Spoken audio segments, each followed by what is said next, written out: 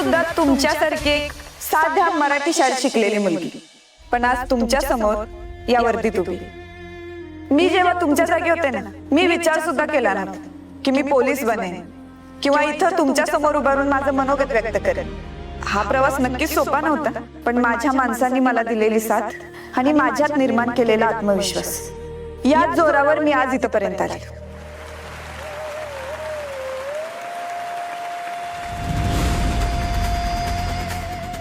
मी जेव्हा पोलीस झाले ना, एक मुलगी म्हणून माझी खूप हेटाळणी केली गेली. हिला काय जमणार आहे, ही काय करणार आहे, मला नावं ठेवली गेली, मला त्रास दिला गेला. पण माझी जाऊंचा, सावित्रीबाईंचा, रमाबाई, अहिल्यादेवींचा वारसा आहे आपल्याला. त्यांनी लढायला शिकवलंय आपल्याला. त्यामुळे मला बोलणाऱ्या साऱ्यांना मी माझ्या कामातून उत्तर दिलं. तुम्हाला पण तुमच्या आयुष्याची अशीच यशस्वी वाटचाल करायची असेल तर तुम्हाला सुद्धा यांच्या पावलावर पाऊल ठेवूनच पुढे जावं लागणार. अगदी सुनीता विल्यम सारखा अवकाशात झेप घ्यायची.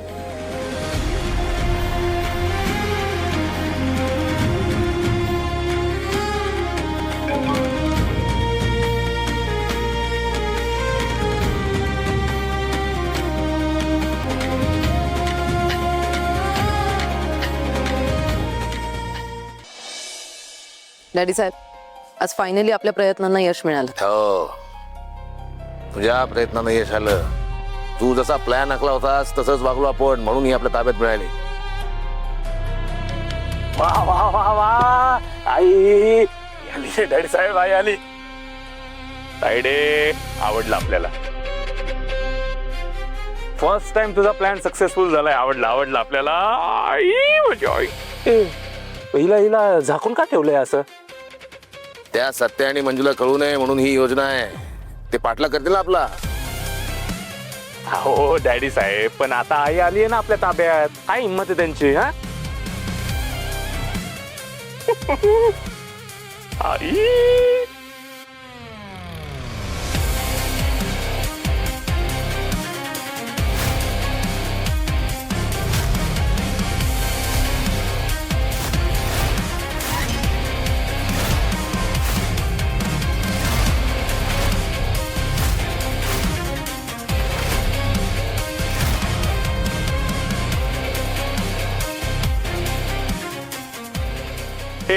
अरे कोण आहे तू? अरे कोण आहे ही? अरे कोण आहे तू? कोण आहे तू? हमको मराठी नहीं आती. अरे क्या काय काय येतं काय मग तुला? हिंदी में बात करो. कौन हो कौन तुम? हम यहाँ बाजू के ईट भट्टी में काम करते हैं. वो दादा बोले तुमको थोड़ी सी एक्टिंग करनी है, पैसा मिलेगा थोड़ा सा. अरे तुझ्या तर ईट भट्टी. अरे कोण घेऊन? एक मिनिट का झाला.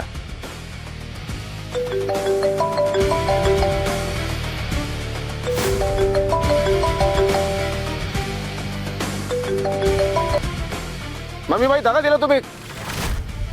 शब्द पाळायचा होता, मग दिला कशाला होता? काय झालं तात्यासाहेब? काय चुकलं का आमचं? तुमचं काय नाही चुकलं. चुकलं आमचं तुमच्यावर विश्वास ठेवला. याचा हिशोब होणार मम्मी बाई. अहो पण काय झालंय ते तर सांगा की. म्हणजे तुम्ही समजा सांगितलं तसंच केलंय ना आम्ही. तुम्हाला माहितच नाही काय झालं ते. अरे बस ना, किती बोलताय डॅडी साहेब. अरे आता तरी लाज वाटू द्या. अरे कितीदा गाडव बनायचं हे. ए पूर्वा मॅडम, बस झालं ना आता. नाही नाही डॅडी साहेब, आज सत्य आणि मंजूच्या आयुष्यातला शेवटचा दिवस असणार आहे. हा शब्द आहे आर्यनचा.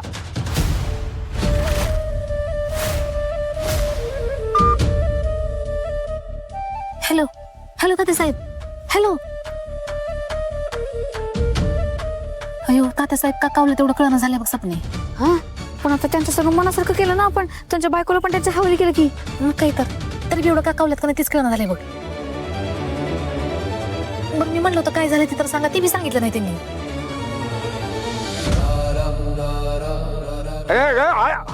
आर्यन थांब. ए टायडे, आज नाही थांबायचं मला. तुला चान्स दिला ना, काय प्रॉमिस केलेलं मी. की आई आपल्या ताब्यात मिळतो पण तुम्ही चुप राहणार. राहिलो चुप. काय केलं? अरे गाढव केलं ना आपलं. कितीदा व्हायचं गाढव? हा कितीदा? येडा झालोय मी. एक तास सत्य आणि मंजू जिवंत राहतील, नाही तर आर्यन. माझ्या मागे यायचं नाही. Don't follow me. आर्यन हा नाहीच ऐकत, कधीच नाही ऐकत. या बाईचं काय करायचं आता? हिने डोक्यात राग घालून घेतला, याचं बघायला पाहिजे. हा काही करू शकतो. चाल. इथून पुढं तुम्ही मुलगी आहात म्हणून तुम्हाला हे नाही जमणार, तुम्ही हे नाही करू शकत, असं जर कुणी हिणवलं तर त्याला सडेतोड उत्तर द्या.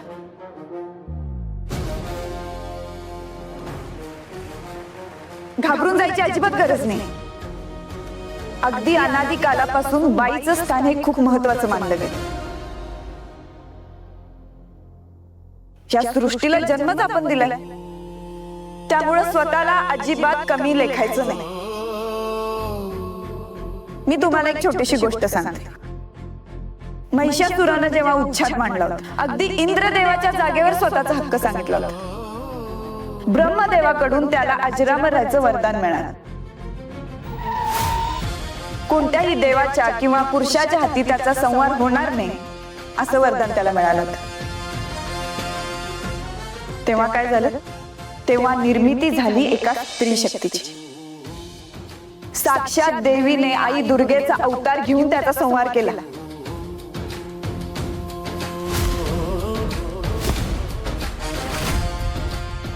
त्यामुळे इथं जमलेल्या सगळ्या मुलींनी आज शपथ घ्या,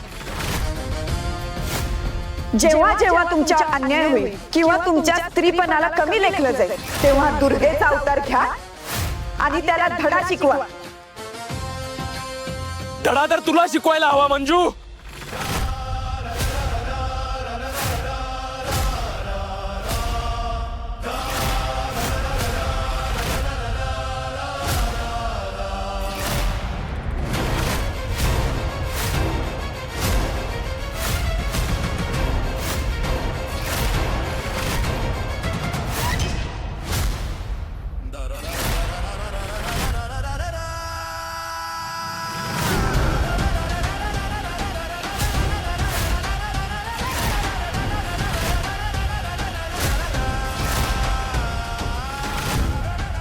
आर्यन मागे हो, मागे हो, नाही तर गोळी घालेल. मागे हो.